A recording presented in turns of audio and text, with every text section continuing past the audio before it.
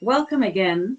Our webinar discussion will focus on how and why heritage sites related to the transatlantic slave trade, colonialism and independence should be preserved. HACSA considers the rapid state of deterioration or even disappearance of some historic sites of global relevance in Ghana as a crisis, which needs to be arrested. Even though the sites are in Ghana, Ghana should not and need not bear the responsibility of their upkeep alone. To begin, each panelist will introduce themselves. So we'll begin with Fergus Maclaren, who is a heritage expert on the ICOMOS Committee in Canada and can put our topic into context for us and give us an overview of heritage protection from the global perspective. Mr. Maclaren, please introduce yourself, address the main topic, and tell us why you specialize in heritage preservation and tourism and what benefits this area brings from a global perspective. Thank you, Johanna. Very nice to see you. First off, great to be here. Thank you very much to HACSA for the kind invitation to participate. And I'd also like to send my greetings to fellow presenters and also to members of the HACSA family who are here to join us. Great to see you all. Just to give you some background, I'm a Canadian Sustainable Tourism and Cultural Heritage Management professional with about 25 years of experience in Canada, Asia, and Africa. I currently serve as the president of the International Council on Monuments and Sites International Cultural Tourism Committee. ICOMOS is an acronym of the organization, one of the 3 advisory bodies to the UNESCO World Heritage Commission. And also I am an expert involved in professional capacities for UNESCO, United Nations World Tourism Organization, the Organization of World Heritage Cities, the Economic Innovation Institute for Africa, and most importantly, I'm president of the Canadian chapter of HACSA. So I have to put that in there. That's probably my most important role. So to give you a bit of context, and Johanna, it's actually very serendipitous that you planned today as the date of the webinar. Today is the 75th anniversary of UNESCO. And of course, as many of you know, UNESCO is based in Paris. So to that end, we have the nice French connection, and we have also the UNESCO connection at the same time of the same day. So a nice serendipitous link. So when I look at heritage, it's one of the important things to recognize that, especially in the context of UNESCO, one of the reasons why the World Heritage Convention first started in 1972 was the fact that in 1965, the Abu Simbel monuments in Egypt were threatened by the development and construction of the Aswan Dam and the creation of the Lake Nasser in Egypt. So to that end, there was already a recognition that there is a potential loss of not only a monument that is valuable to that country, but also to the memory of the world, and the fact that it could have been lost permanently. So that important national symbol could have been completely disappeared underneath the waters of Lake Nasser. So to that end, this is what helped to stimulate the creation of the World Heritage Convention, which now encompasses, that supports World Heritage nominations, which now encompasses over 1,121 sites around the world.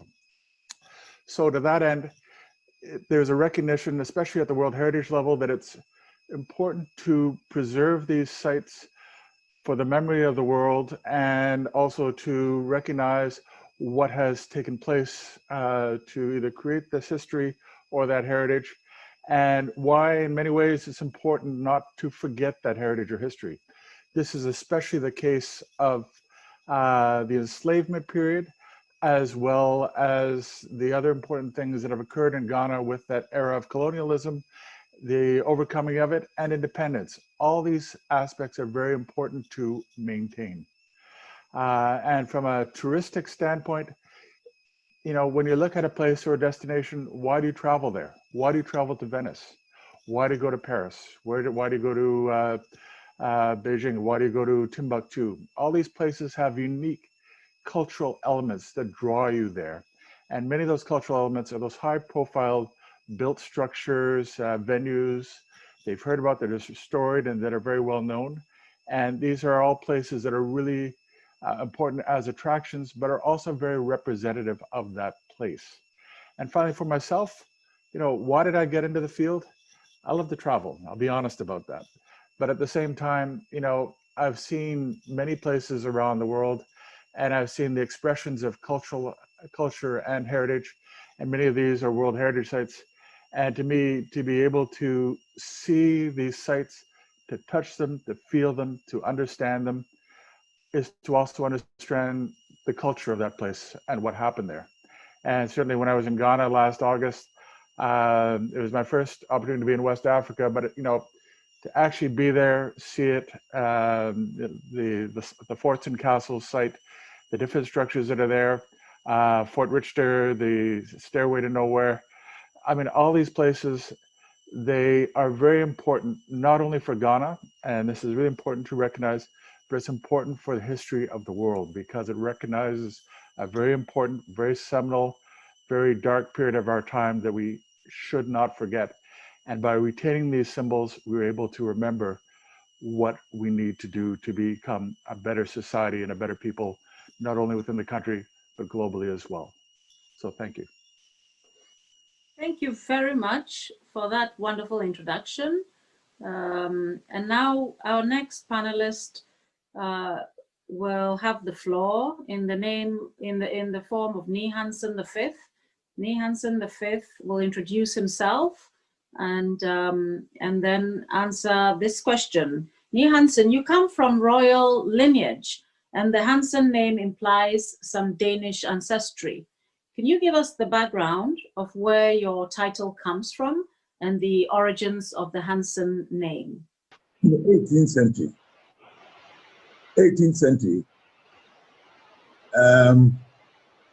a gentleman called Robert Hansen landed on the shores of Ghana, as we call it now, and his name was Robert Hansen. He was a merchant, and he had 2 sons by an Ase woman, and he called one of them John William Hansen. This young man was born in Accra and was raised by his father and his mother. And he was taught in the James Fort at the time. He then was taken to England to attend college. He was brought back, and the colonial, I would say administrators, I wouldn't say government at the time, decided to appoint him the commandant of James Fort. And as a result, his co-commandant was Henry. I was Badaman. And as a result of that, the colonial administration decided to make him the commandant of James Fort. Now, being the commander of James Fort, he and a Ghanaian of a Ghanaian heritage, they used to call them Euro-Africans. And he led the Katamanso War for the whole of the coast against the Ashantis in Dodua in 1826. As a result of his heroic activities at the war, which he was nearly captured as a prisoner, he came back untouched, and he was awarded the Warrior King of the Ghana State. Being the Warrior King, he is the one who takes the oath for the Gamanche, the Sente Manche, Jamestown, and all the big chiefs. Because had it not been for his heroic activities at the war, the Ghans would have lost all their heritage to the Ashanti Kingdom. The Ashanti king that he fought, or he led, was Nana Osei Akoto, who reigned from 1824 to 1834. And he was the 8th king of Ashanti, who, as a result of the expansionist move, tried to take the Gold Coast, Accra, and the other coastal states. But the answer is historic. It's the heroic efforts thwarted that war. If you remember, the Ashantis have a culture where the ladies shave their hairs and they call it Tisenkran. It's actually Tisenkran. Tisenkran means, apart from the Dan people, nobody has defeated us. So Liam became the royalty of the Ghana state. It happens to be my great-great-great-grandfather. And he was deeply involved in the horrific slave trade. These can be found in historic items or documents, like Making the Town in Society, early colonial era, by John Parker. John Parker of the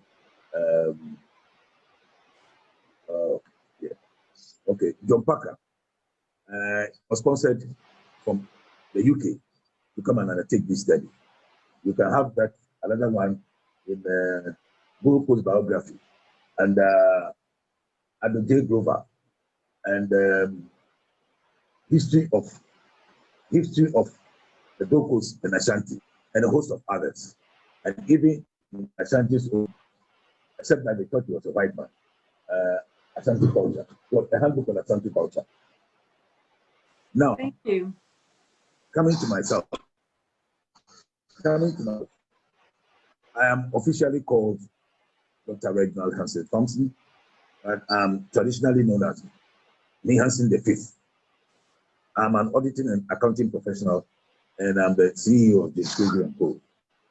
I've been the executive committee member of West African Enterprise Network, as well as ECOWAS Business Council, a host of others. I'll say of the Royal Hansen family of Jamestown, and presiding member of the State School Council of Accra. Thank you very much for the history. We'll come back to you in the second round of questions. I'd like to move on to Her Ladyship, Justice Margaret Welbourne. Your Ladyship, there's clearly much to be gained by preserving our heritage sites. What is the existing legal regime for the preservation of heritage sites in Ghana? Thank you, Ambassador Johanna. I believe that I will tell you a little bit about myself. Yes, please. Basically, I have a legal background. I was a lawyer, of course, before I became a judge some 17 years ago. I started from the fast track courts, then I moved on to the commercial court and then the land court before I became elevated to the Court of Appeal. As a native of Ghana, I am very proud that we have some beautiful cultural and heritage sites. Incidentally, my maternal grandparents come from Elmina, and so as a young person, we love the fishing village and also the castle, although it has some painful memories going back the centuries. And moving on, part of my grandparents also come from Busia, that is Discove area. There's a lot of Dutch connection. Indeed, my mother has a Dutch name. She's called Korangel. And my uncles, we have a Dihier, we have a Jacoba. These are all Dutch-related names in my family. So I'm really happy that I am a participant of today's webinar. Thanks to you, Ambassador. Now, to come back to your question, you said, what is the existing legal regime for the protection of our heritage sites and monuments in Ghana?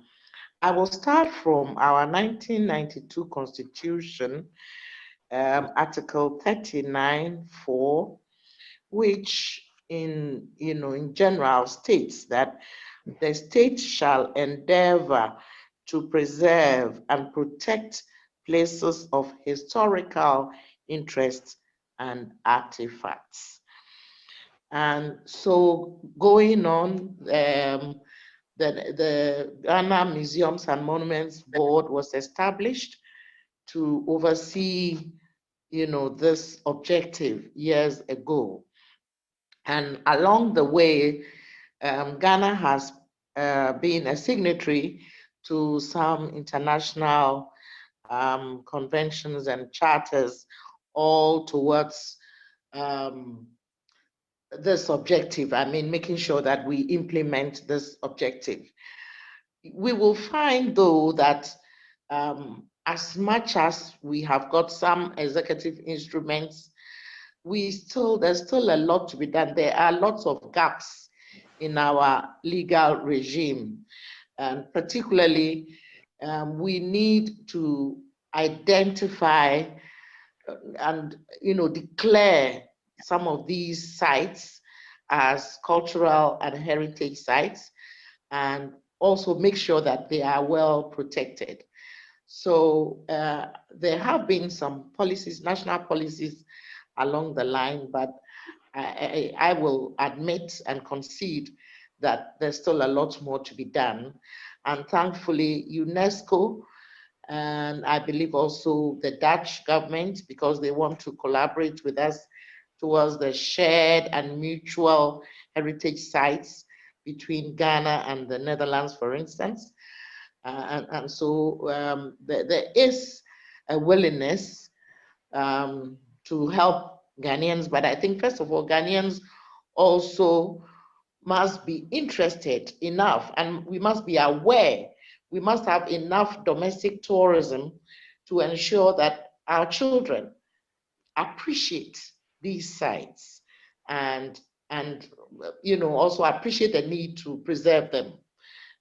Recently, sometimes politics get in the way, unfortunately, because recently we had a site which I believe contained a very important landmark, I believe in Tema, which had to make way for a container village.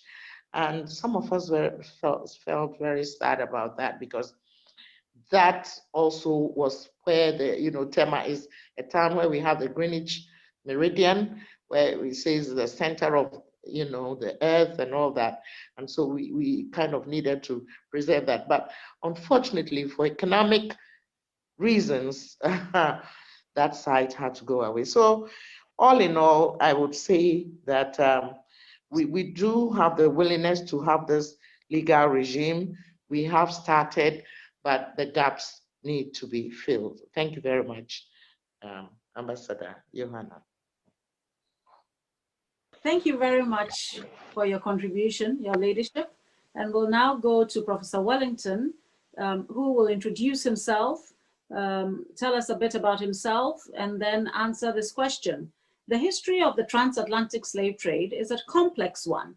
You have written about the legacy and impact of the Danish settlement in Osu on the local community.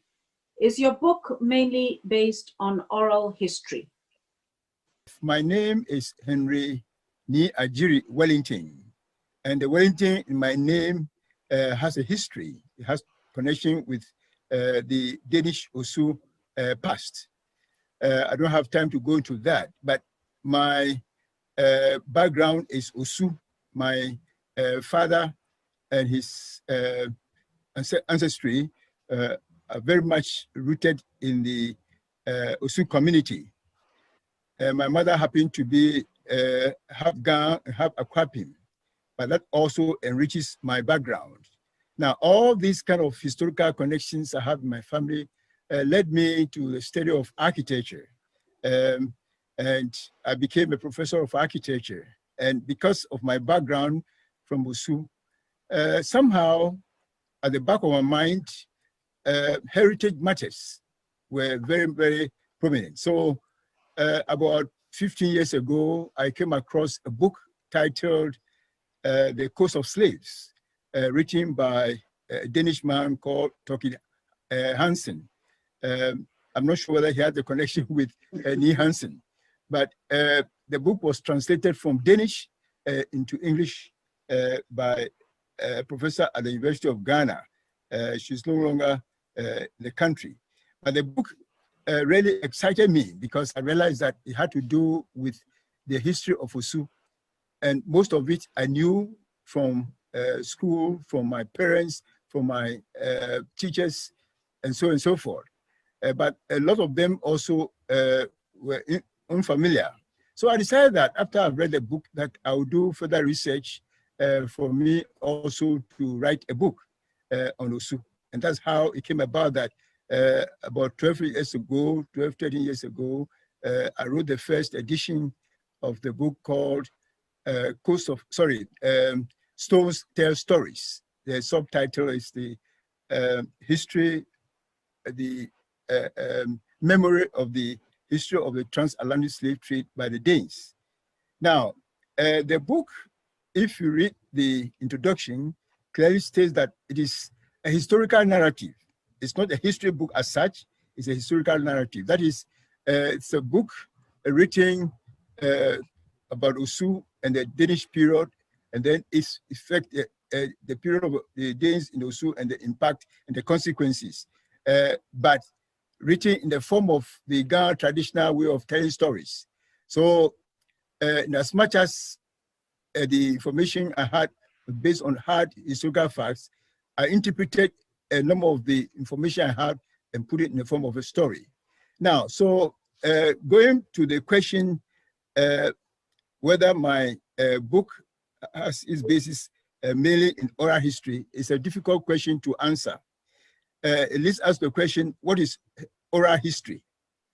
Now, the late Professor Akwanda, very competently in the seminar at the Department of Archaeology and Heritage Studies at the University of Ghana some time ago, where I was teaching, made it clear that oral history has to do with the form of information from the past, which will be given by somebody who was directly involved in that event, which was being described by that information, as in contrast to what is known as the oral traditions, which will be information which have been passed on from generation to generation, which had not really been experienced by those who give that information, but have been told by word of mouth, not written, but told from word of mouth, and they pass it on. Now, my book is very syncretic. It's a combination of sources coming from oral traditions, oral history, and also from written sources. In some cases, I had to travel outside Ghana to go to Germany to a place called Helmut, where I interviewed, as it were, the record of, or I interrogated the record of one Danish Osu man called Protein, who features very prominently in my book. That was a kind of an oral history, in the sense that I was interviewing to get information from Protein, who had lived over 250 years earlier, but he had recorded his thoughts and his ideas and his knowledge about Osu in the written form. So I interviewed or interrogated that diary to give me an oral account of Protein, which compared to other sources, I found them to be quite, acceptable.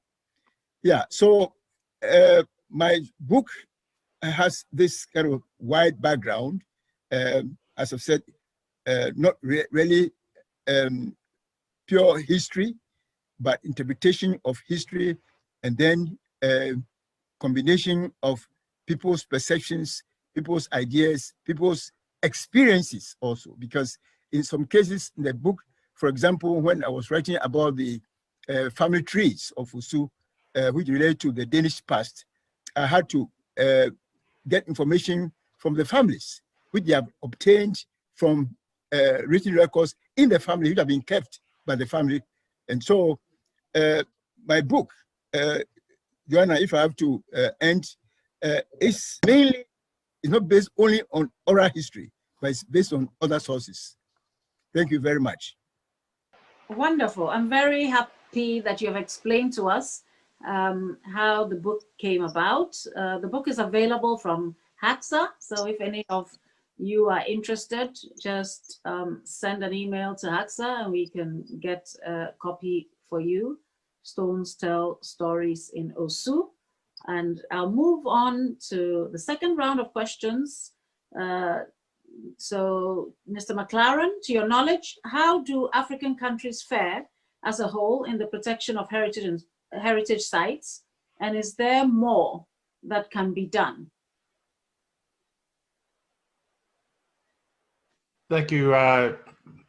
That was a very good question, very broad. And just to, I have a prepared answer, so I'll present it just because I think that I want to make sure I capture all the necessary information. Most African countries have tangible artifacts and immovable monuments, sites, and historic districts, and intangible traditional practice, representation, expression, knowledge, or skills. Think of Kente or Jollof in the case of Ghana, for example, cultural heritage. According to former UNESCO Secretary General, Madame Irina Bokova, tangible and intangible heritage are sources of social cohesion, factors of diversity, and drivers of creativity, innovation, and urban regeneration. We must do more to harness that power. And that is one of the key elements that cultural heritage represents for a number of countries that do their best to preserve these important venues and destinations. I should note that, Africa has the largest number of countries combined within one continent. There are over 54 nations. And there are also several aspects affecting the use and management of heritage sites and districts. Specifically, there are three key ones. There are operational challenges. In some cases, there is limited organizational capacity and financial resources, dealing with irregular and not always accountable levels of governance. There are questions of site sustainability with regard to visitor attraction and management, participation of underrepresented groups who might be in communities or people who live in and around these sites, and the maintenance of traditional cultural use and activities. And finally, community resiliency. There are often the issues of dealing with pressures to leave traditional lands. This is particularly in the case of national parks and natural areas, occupations of residential areas where sometimes developments force people out of their original traditional places. And there's also tourism sector's ability to respond to unforeseen circumstances like the current global pandemic, financial crises, natural disasters, regional conflicts, and for me now, the looming concerns related to climate change, which is often a big issue that is, we talked about pandemics right now, but certainly climate change will be a bigger, more significant, consistent issue over time, especially in coastal areas in Africa. The key to understanding and managing any historic urban environment is the recognition that particularly the city is not a static collection of group monuments or group of buildings, but a dynamic ecosystem subject to evolving forces in the economic, social, and cultural spheres that shaped it and keep shaping it. The cities that we live in, the city where I live near Ottawa, which is also a capital, and as with Accra, as many of you well know, it's always changing. There's always development that is occurring, and there always will be pressures on the older, more historic parts of the city, as well as the desire to have something new, modern, and more efficient. The challenge is to find a balance between preservation and protection of urban heritage, economic development, functionality, and one of the key elements for us, livability of a city as well. What does it mean to be livable and to have an accessible place as well? With that in mind, urban heritage areas generate much higher returns than areas devoid of any cultural heritage, historic significance. There are many cities in the world, Venice, Quebec City, Zanzibar, elsewhere around the world, that the historic districts are the places where the property values are the greatest, and they're also, the selling factors are the greatest as well. All you have to do is think of African cities with World Heritage designations such as Asmara, Dien, Marrakesh, and Zanzibar as examples of, cities that have done well by maintaining their built cultural heritage. As well, proximity to world-class monuments and sites usually draw high-end service sector businesses and residents who are willing to pay more for locations with prestige and status. This is reflected in land and property values, with The better it's maintained, obviously, the better the value of your structures and houses are. Urban heritage areas often demand enhanced management because of more and/or stricter regulations controlling and monitoring the built environment, which improves planning and design if properly executed. This in turn increases certainty for investors as regards the safety of the investments in the long term. So again, security in maintaining these places. In the broader context, there have been a number of factors such as the African Union's Charter for African Cultural Renaissance in 2006 that recognize the important role that culture plays in mobilizing, unifying people around the common ideals of Pan-Africanism, something that was really driven and supported in Ghana from the beginning.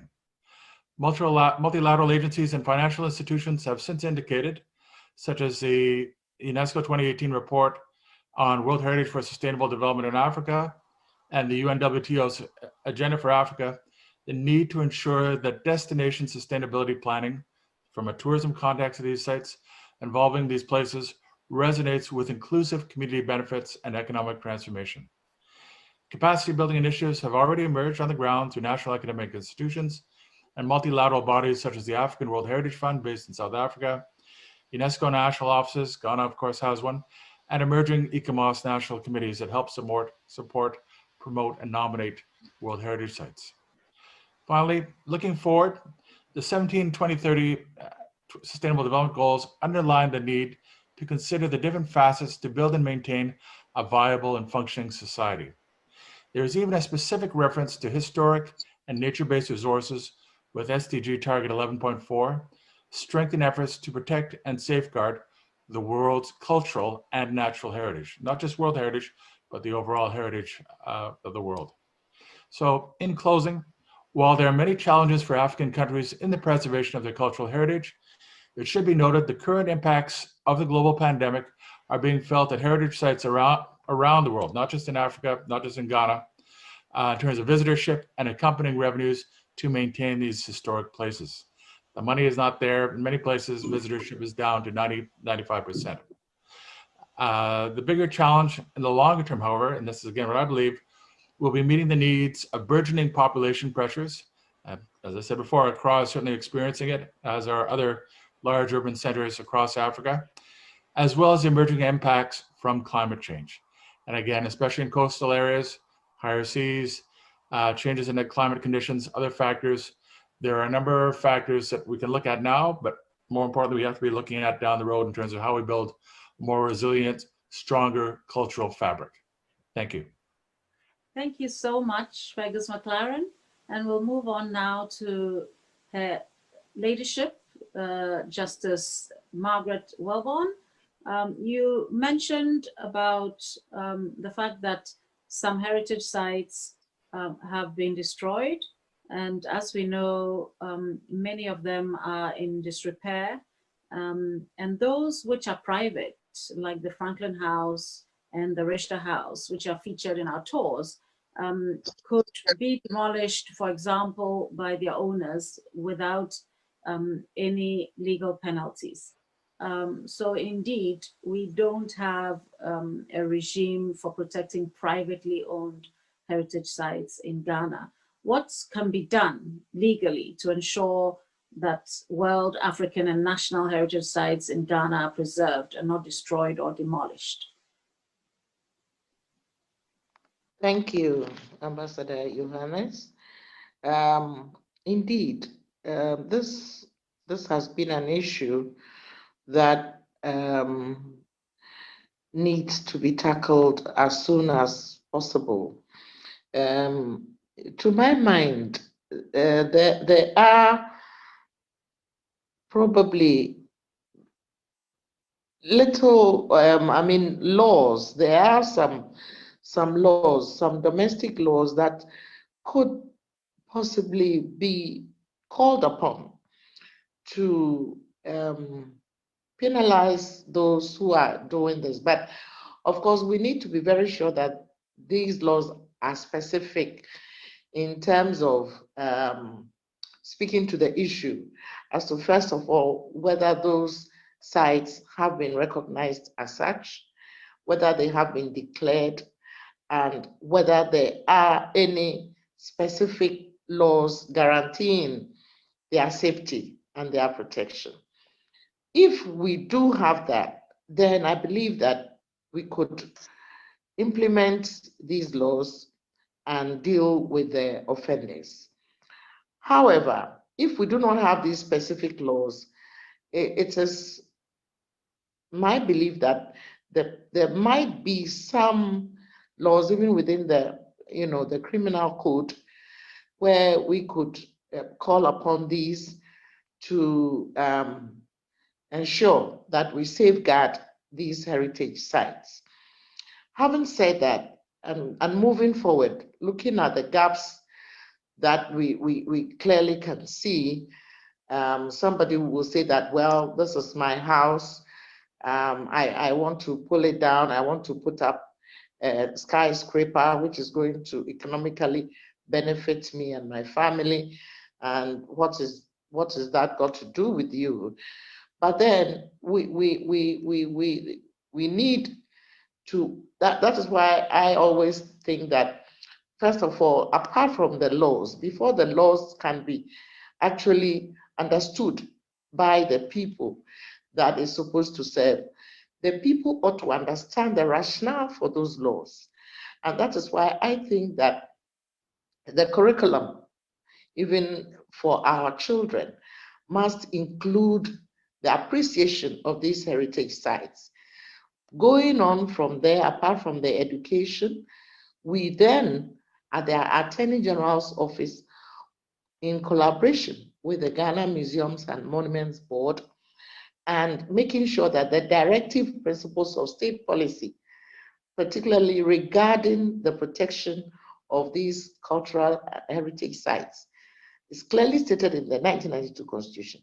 So it is up to us to translate this mother law, break it down into smaller laws like municipal laws, domestic ones, which we can use to ensure that these sites are protected, that these sites are protected not only for our generation, but for generations yet unborn. Because taking a cue or, looking at myself, if we didn't come to meet, if our ancestors did not preserve some of these wonderful sites, how would we be able to even tell our past? How will we be able to connect to our past, our present, and our future? I believe that a community can only improve upon itself if it knows where it's coming from and where it's going. And for that matter, I am very happy that I am part of this webinar. And though this is not my mainstay, I will be happy to work with HACSA to ensure that laws that are necessary to regulate, identify, regulate, and protect and preserve our cultural heritage, not only for us, but for the whole world, if I may say so, because some of these heritage sites do not belong to Ghana alone. It goes beyond our shores.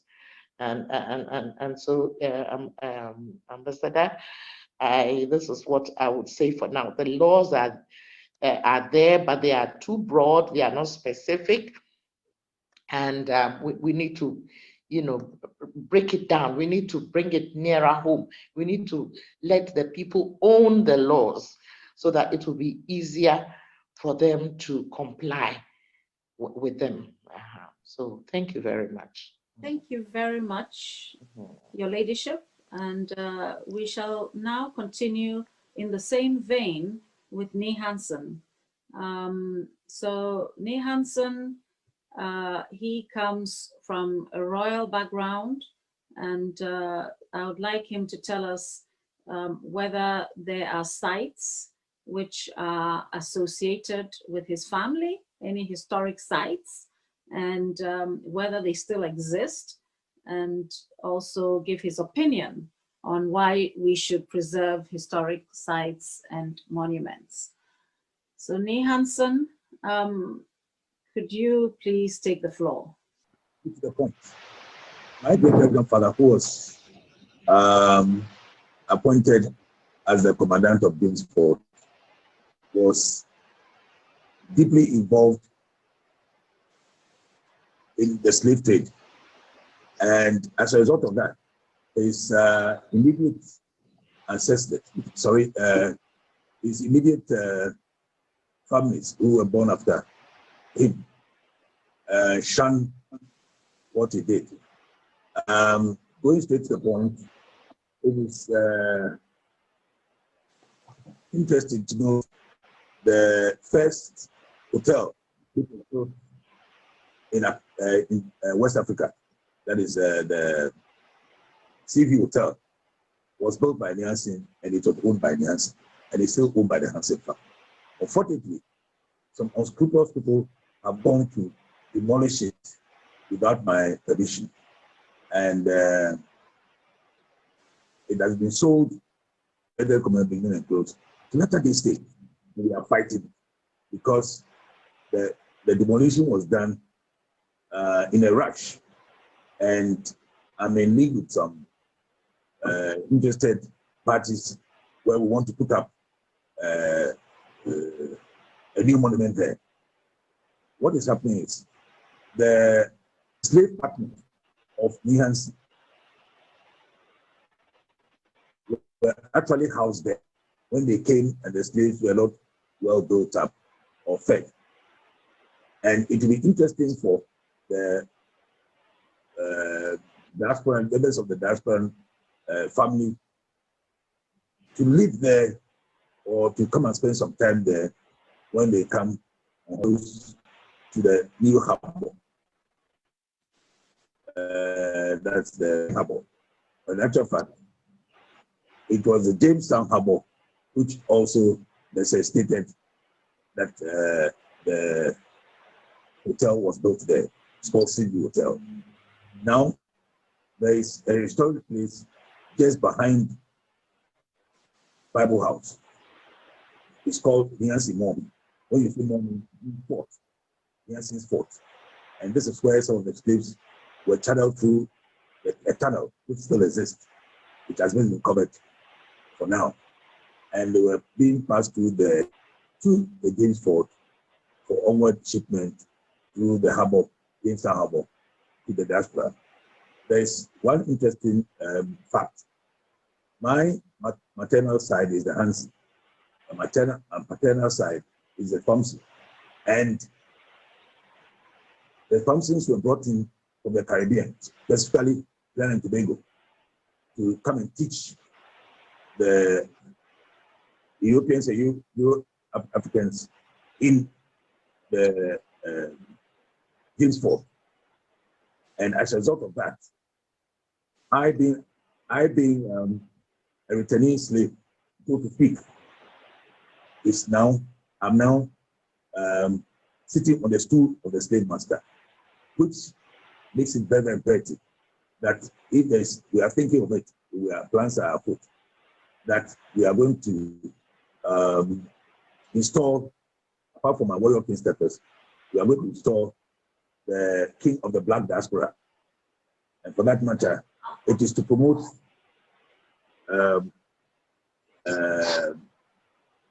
our black brothers in the diaspora to come home and say that, yes, one of us who was brought down to come and help the slave masters, whatever they did,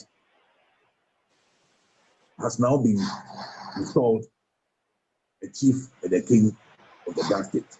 So why shouldn't we take the opportunity to make him the king of the black diaspora, so that we can have a unified front for our brothers to come in? Now, there is another monument just beside the Hansen's Fort. It's called Kumasi House.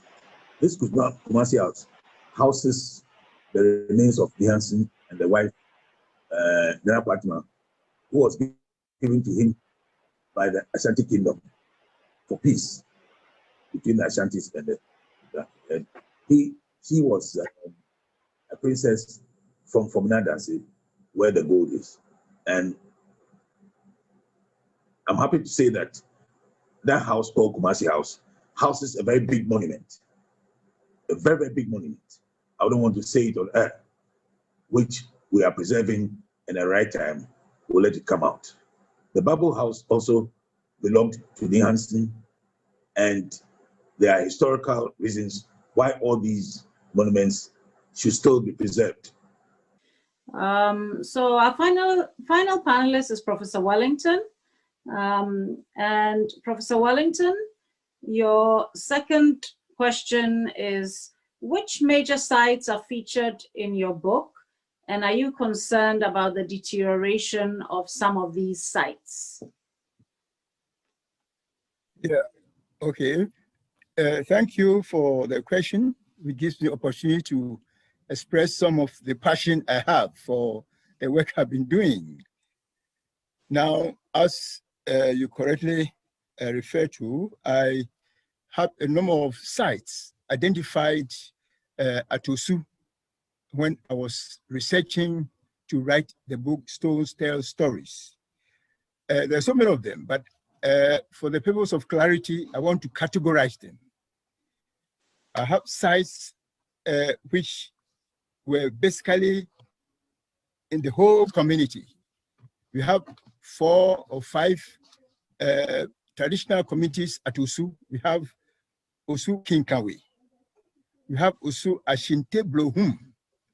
We have Osu Alata. And then we have Osu Anaho. And then later on was added another traditional area which came out of the Basel Missionary Initiative, which is referred to as the Osu Salem, not the school as such, but the community.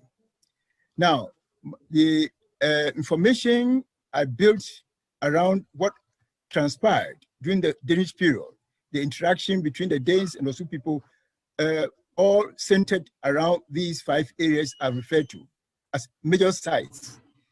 Now, besides this first category of sites, we have also family houses. My study went into several family houses because I was researching into genealogy of these families, which had to deal with a reflection of the interaction between the Danes and the Osu people. So the second category of sites had to do with family houses. Now, the third category had to do with some community spaces, the paths of movement and the paths of collection, meeting. For example, we have a place at Osu called Osu Awunsan Achu. It's supposed to be one of the traditionally known slave markets at Osu before the slaves were moved into the castle when they've been brought from the interior, mainly by the Ashantis and their Achims. Now, so that's the third category of sites which I dealt with, these specific historical spaces within the Osu community. And then the fourth one, of course, is the Osu Castle itself. My story about Osu and the Danish Osu interaction was very much centered around the castle, not within the castle itself alone, but also around the castle, both on the east and the west sides. So these are the major sites which my book covered.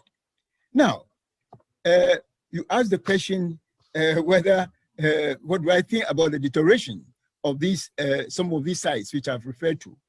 In fact, I must say that I am deeply worried, and I've been worried a lot about what has been going on in these, some of these sites. But let me highlight the recent concern I have about the space, the historical space which links the Blaster Square or the Independence Square and the extreme east of the street, the Accra Labadi Road, which ends at Osu Anaho. This stretch of space is so much loaded with the history of the Osu people and their interaction with the Danes. Along this street, you have a number of family houses which belong to Danish Osu families. Now, I'm not sure whether you are aware of this. When I say you, I'm referring to Ambassador Joanna and the Ghanaians who are on the webinar, that there is a government project which has started from the extreme east of Accra, from Nungwa, going in the direction of the Independence Square, that is going westwards. Now, there's going to be a 4-lane urban express road, or urban express highway, going through this historical space at Osu.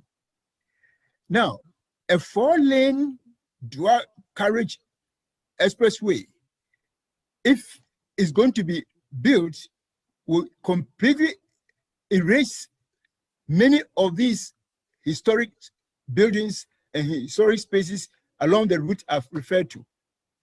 Now, when I got to know about this, I wrote a petition to the urban roads, which I'm told was responsible for this project. And fortunately, most of the engineers in that establishment happen to be former students of the KNUST, where I was a professor. So immediately when they saw my letter, they thought it was a letter which had to be taken seriously. So they invited me for discussion. Of course, it was during at the time of the height of the pandemic in Ghana, in Accra. So we couldn't meet face to face. We had to do it through a Zoom interaction. There were about 7 engineers with whom I had a discussion. Now, they agreed with me that the project, as it had been conceived, to link the east of Accra, that is from Nungwa to the west of Accra, going to the Independence Square, will certainly destroy a lot of the heritage sites at Osu within a stretch I've made reference to. So they said they were going back to the ministry, which commissioned the project for them to give me a feedback. Later on, I was told that yes, they thought what I was making, the petition I was making made sense. So they were going to do something about it to revise the design of the road. This is over 4 months ago. I have never heard about any response from neither from the ministry nor from the urban roads. But the project is going on. I went to the east of Accra the other day to Nungwa, and I saw construction work has started. I'm not sure how fast that construction is going to go on, but very soon it's going to get to Osu. And if the engineers haven't revised the design, it will mean destruction of the heritage, the Danish Osu heritage will go. Now, this is a great threat, which has been of a great concern for me. Now, in addition to this major one, I've also noticed a number of deteriorations going on in some of the areas which I've referred to. For example, the Richter Fort, which Ambassador Joanna is very much concerned also about. Indications of deterioration going on, changing some of the materials, removing them for reuse and so on and so forth is taking place. And if nothing is done about this, in no time, that heritage property we have at Osu will go with all the history, very interesting history it has. Then also another community space which seems to have been open to threat is the Osu Ahunsan Acho, which is a very, very important feature in my book, which tells the story of the way in which the Osu people saw the enslaved people who were brought from inland to the market to be sent to the castle and eventually to be sent out to the Caribbean as human goods. Now, there's so much erosion going on in the space.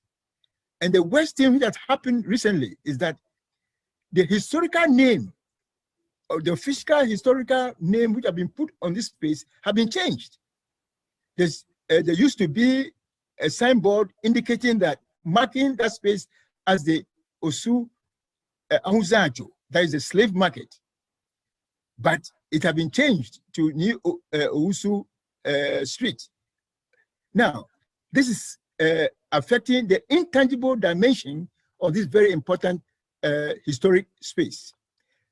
Then also some of the houses, including New Okante Shikachewe, I've seen literally going down of the fabric, both the roof and the walls and the floor surfaces going into decay. I will try to get the Danish embassy to assist the family to do some repairs. Part of it has been done, but still the deterioration is going down and it's going on. And I've been hoping that the Osu community will come around and assist the family to restore these parts. Anyway, so my greatest concern is the fact that there's a total neglect of some of these spaces which constitute the history of the Danish interaction with the Osu people. And I'm trusting that this webinar may assist us, especially respect to the petition I made against the wrongful intervention by this urban expressway in the Osu community space. So I would like to end here and hope that the result of this webinar would really assist me or support me to let my voice be heard for a change in the design of this urban expressway, which will affect seriously the historical part of Osu. Thank you very much. Thank you very much, Professor Wellington, for your passionate appeal. And ladies and gentlemen, I hope you understand now why I say it's a crisis. We face a major crisis of invaluable world heritage, which is deeply, deeply important and relevant to the African diaspora all over the world, the evidence of the slave trade, the evidence which is needed to help people understand the origins of systemic racism and the Black Lives Matter movement. This is the heritage which is being endangered, is under threat. And I did hear of this unbearable threat from the UNESCO office in Ghana, who I understand are also highly concerned about the threat also to the Christiansborg Castle, which is a UNESCO World Heritage Site. And I really hope that we can all get together to prevent these ancient sites from being destroyed. And we are very happy to work with you, Professor Wellington, at HACSA. We are already working to bring attention to these sites and the fact that they are under threat. And there are a lot of important people on this webinar, this a town hall style webinar. So I'll open the floor. We have 2 hands up to questions. We have the former Deputy Mayor of Bordeaux, who has his hand raised. He actually took me to the Slavery Museum in Bordeaux when I was ambassador in France. And I didn't know there was a slavery museum in Bordeaux, number one. I didn't know Bordeaux was a city where slaves from Africa were brought in. And I didn't know that there were so many who originated from Elmina Castle until I went to this museum. Bordeaux is a glorious, beautiful city built on the backs of the slave trade. And these are some of the stories people don't know and which we are trying to bring to light. So I'll give the floor to Pierre de Gaëtan Injikam. He's originally from Cameroon. And thank you, Pierre, for joining the webinar. And please give us some comfort on how we can tackle this crisis. First of all, thank you very much, Her Excellency Joanna, Swanike, and my sister, my dearest sister. And I would like also to thank the French ambassador, Anne-Sophie Ave, and Mr. Alexandre Foulon, the cultural counselor. I remember they received me in Accra when I came for the first HACSA summit 2 years ago. And I also want to greet my brothers and sisters I met in Accra, and Professor Wellington, it's his book that he offered to me. Thank you very much. I had two questions for Professor Wellington and Justice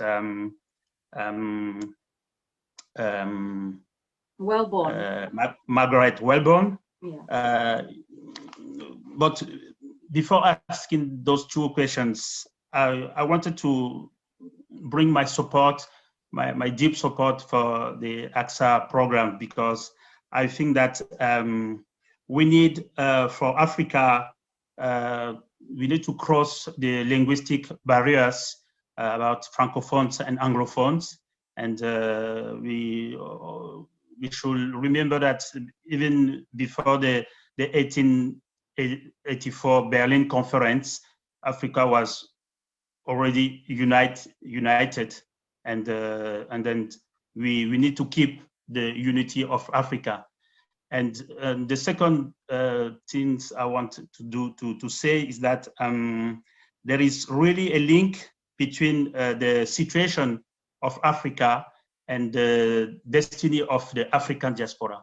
And even where we are really concerned by the African situation. So this connection is very, very important, and HACSA bring this connection in concrete reality. So thank you very much, Joanna and the HACSA Foundation staff. And thank you also to Christine, Christine and Aissatou for launching this Francophone section. So coming back to my questions, you know, in France, recently the government and the French Parliament decided to work with the government of Benin and Senegal, and the French Parliament recently adopted a law bringing back cultural heritage, Benin and Senegal cultural heritage.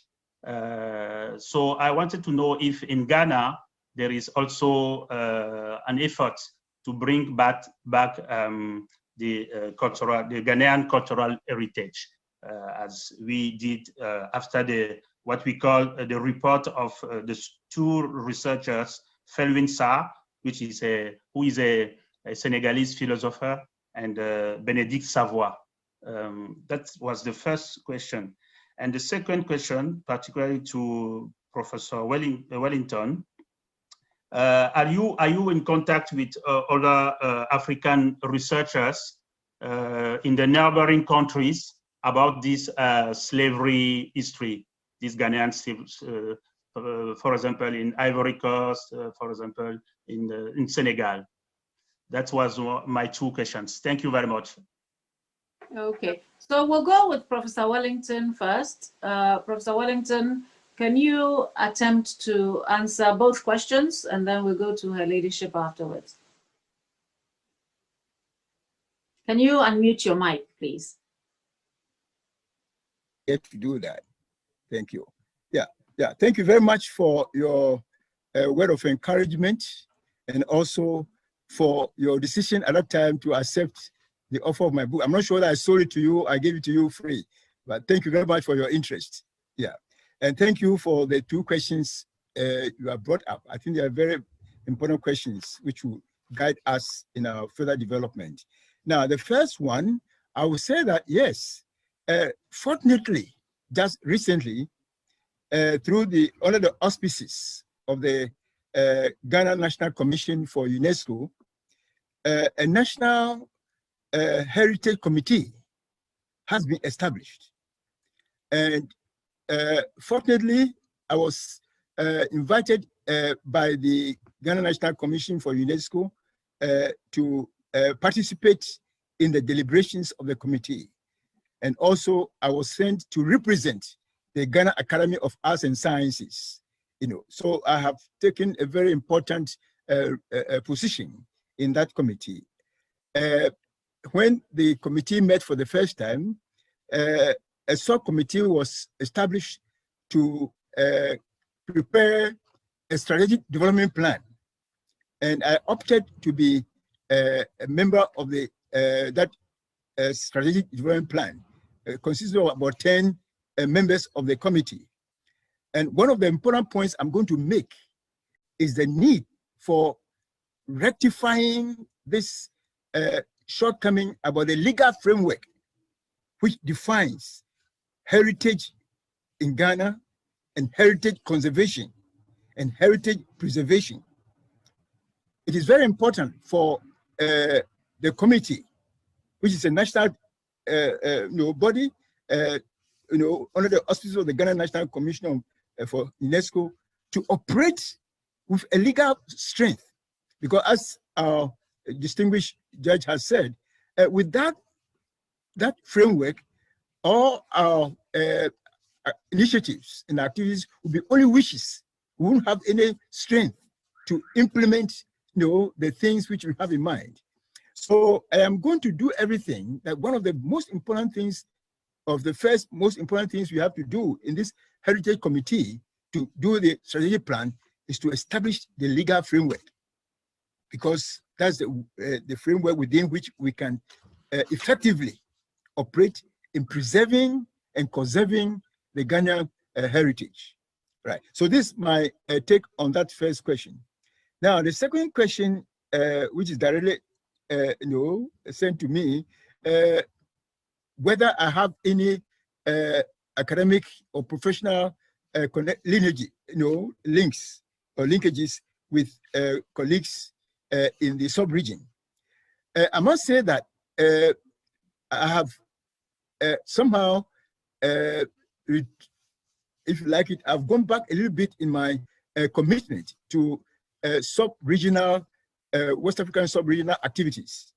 When I was in active academic work, when I was teaching at the KNUST, I was going to a university in Togo, to examine students on architecture. Now, through that, I had opportunity to relate to my colleagues who were involved in cultural heritage management, both in Togo and also in Benin. In fact, through that kind of relationship, the then regional representative of the UNESCO in Ghana asked me to do a project with some of my colleagues from the sub-region. We had to do work on the Ashanti traditional buildings. We invited people from Togo, and I think also from Benin, who joined a program which we organized in Kumasi to give a capacity building training, for people to be able to preserve or conserve some of the earthen buildings, not only in Ghana, but also in Togo, because in Togo, we have one of the UNESCO World Heritage Sites, in the northern part of Togo, I think, but I've forgotten the name, but there was a very important earthen building, which we needed to incorporate into the program which we're doing with the colleagues who came from Togo and Benin when we organized the capacity building program in Kumasi. But since then, since I left Kumasi and came down to Accra, now to do not architecture, but do heritage studies at the University of Ghana, my involvement with this West African sub-regional cooperation has gone down, I must confess. Maybe your question should motivate me to start going back, especially through my connection with the University of Ghana, the Department of Archaeology and Heritage Studies, to start, awakening that kind of collaboration for us to jointly work on and share experiences in the area of heritage conservation. So thank you very much for your question. It has motivated me to rethink about my involvement with my colleagues in the sub-region, not only in Togo and Benin, but also in Nigeria, because we have, and also Ivory Coast. We go have similar, sort of challenges, both academic and professional, which we can cooperate and collaborate very effectively on that. Thank you very much. Yeah, Ambassador, so I think that's my take on these two questions. Thank you very much, Professor Wellington. So we will now move to Lady Margaret, Her Ladyship, Margaret Welbourne. As far as I know, Ghana hasn't made any requests for artifacts which were taken out of our country in the past, but maybe Lady Margaret can comment on that. Could you unmute your mic, please? Yes, please. Thank you. Where am I? Can you hear me, please? We can hear you very well. Thank you. Good. Thank you. Back to our participant from Cameroon. As you rightly said, Echi, I'm not aware that Ghana has passed any law asking for the return of our cultural heritage. But if there is something like that in the offing, we will definitely promote it. And I'm happy to hear that Professor Wellington is part of this National Heritage Committee, and that definitely they know that all these wonderful policies cannot have the bite unless we do have laws backing them, unless an executive instrument is passed or specific laws that will address these issues. But I just wanted to share with you something interesting that I read from the newspaper today, where the, I think, department, or is it called the Forestry Commission, has actually resettled a group, a community in the Upper West region. The place is called Old Bele. I don't know whether I'm pronouncing it right, but it consists of, the community consists of about 500 acres of, forest reserve. And to enable us maintain that forest reserve, the Forestry Commission has built a new township and resettled. They actually showed the resettlement of the community to this new place. So I am thinking that sometimes we have to work with the law and action. Maybe I'm being a bit, but in order to be proactive, it's not only the law, but we have to combine the law with the will, the political will, or the will of the people to say that we want this site preserved, and therefore we are taking the action.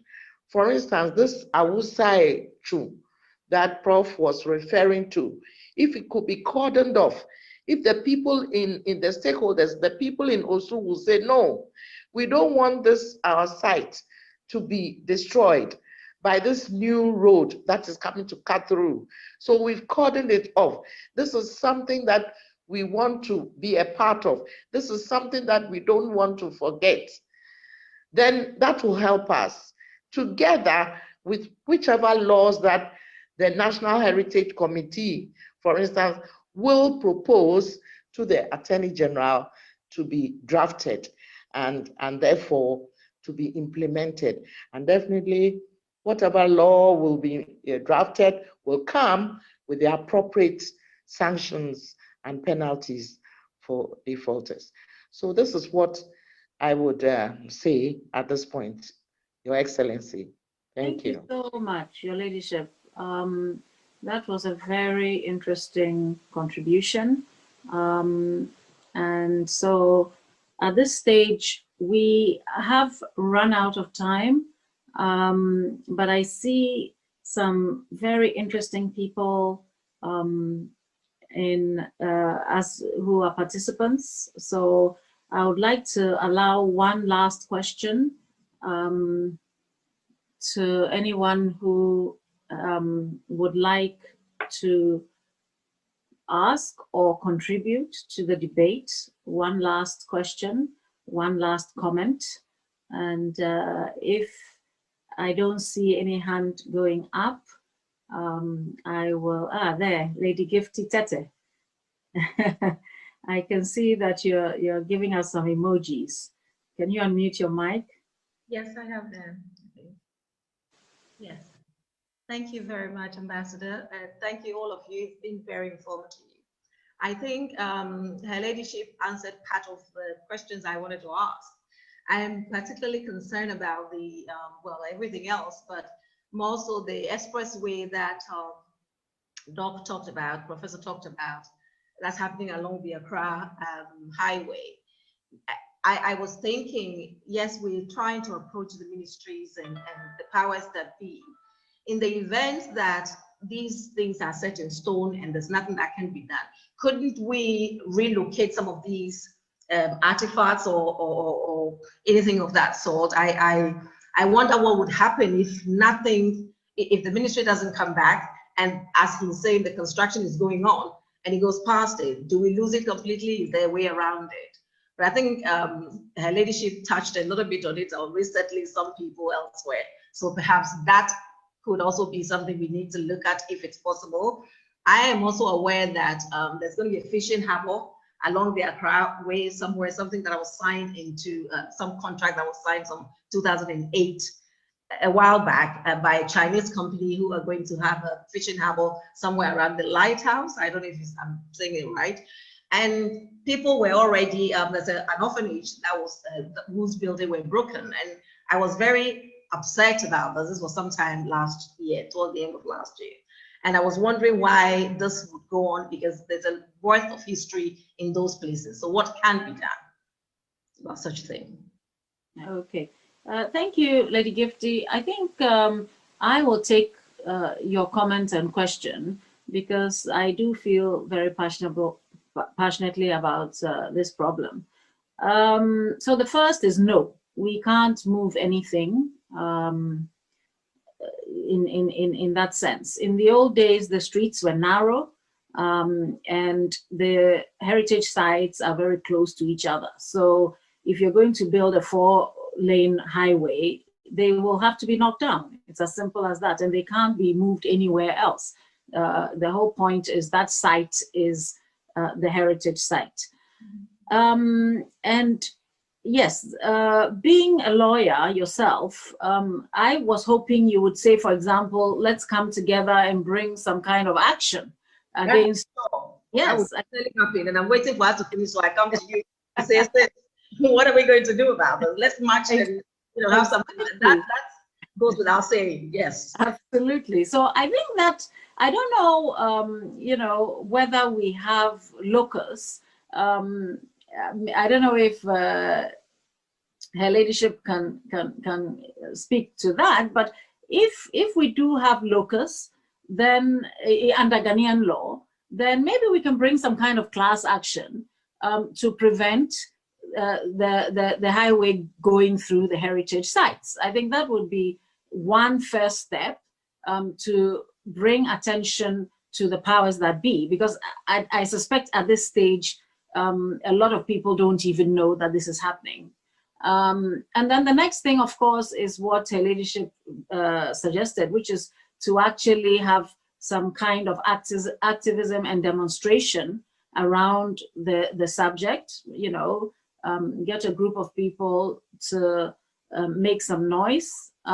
But usually that kind of thing needs funding as well. So I would appeal again to those who can help to help us to raise funding, because when you demonstrate, you need to get the media. And in Ghana, the media don't move without something they call TNT.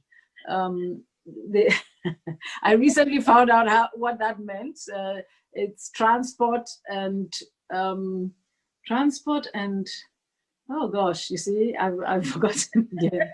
But we can't do anything without money.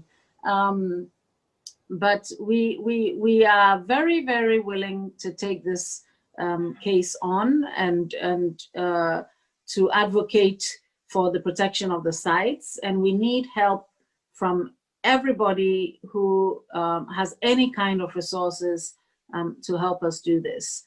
And so one point I wanted to make, Professor Wellington had said the Danish government was assisting one of the site guardians to maintain their site, or at least an appeal had been made. And as you know, we have been funded partially by the French embassy to carry out some of these projects which bring awareness to the sites. And I feel that it is wrong that we need to rely on foreign governments to do what we are supposed to be doing.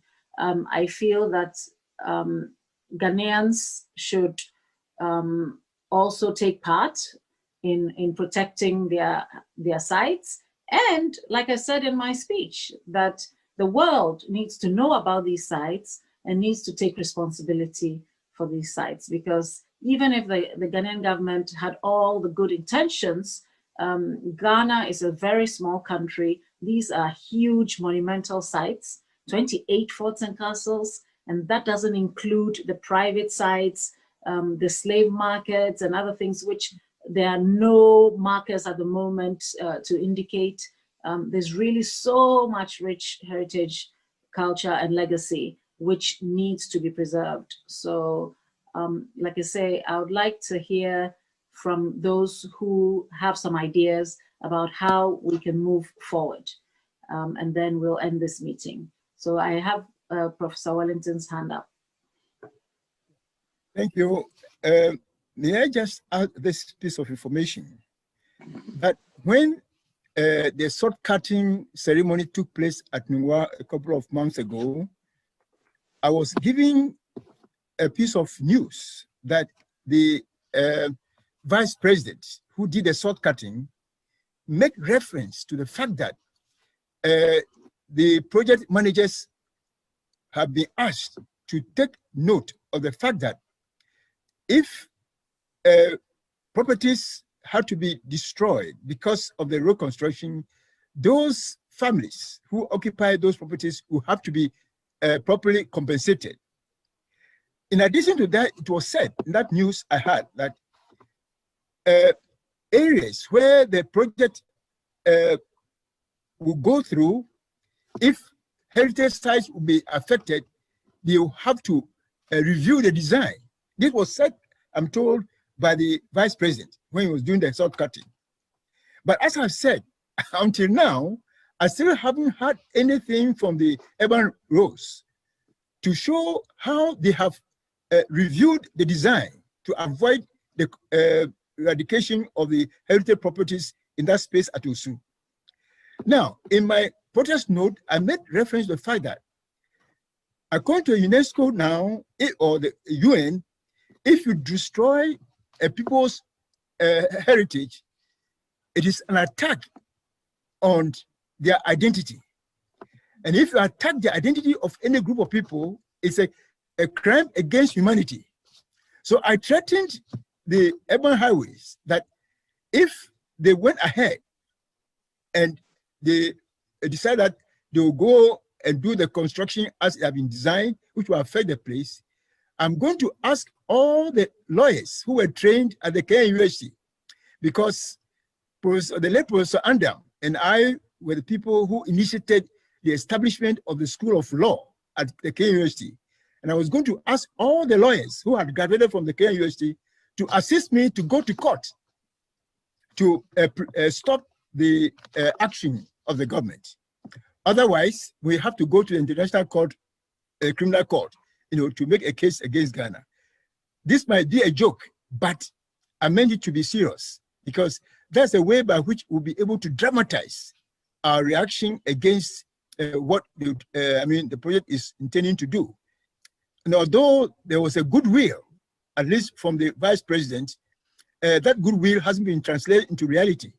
So what I will request is that HACSA and all the lawyers who are on this webinar must write to the Ministry of Roads and Highways to ask about the status of that project as to how it affects Osu at the moment.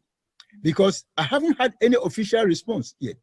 But such, a petition from HACSA and from this webinar might put some pressure on the Ministry of Works and Roads and Highways to give a response to my petition, because I've shown clearly how the project can be revised without destroying the heritage of Osu.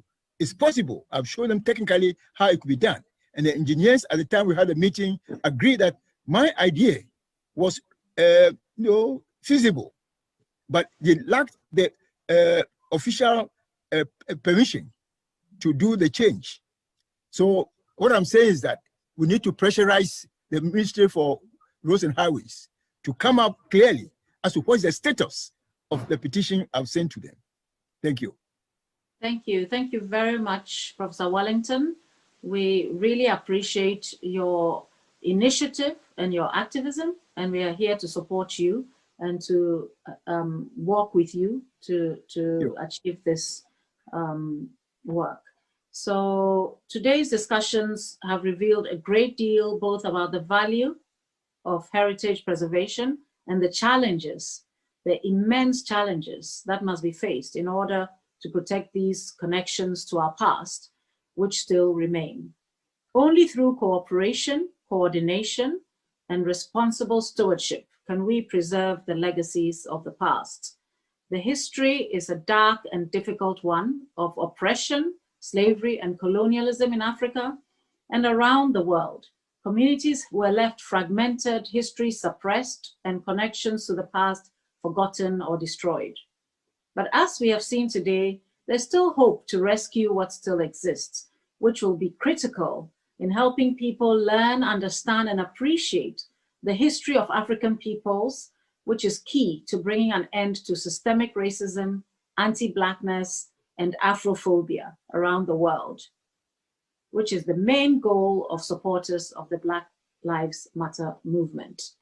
I'd like to thank our panelists, our staff, our technical team, the Embassy of France in Ghana, Her Excellency Ambassador Anne-Sophie Ave and her staff, Alexandre Foulon and Sonia Kupri and Princewell Eklu, and all those who have supported us in this work and continue to support us. We have a second project with the French Embassy, which will create documentaries of family histories associated with the slave trade and sites associated with the slave trade. So this work will continue, and we need all the support we can get. Please visit our website to interact with us, to donate, to become a HACSA member, and also to email us if you support the work we're doing,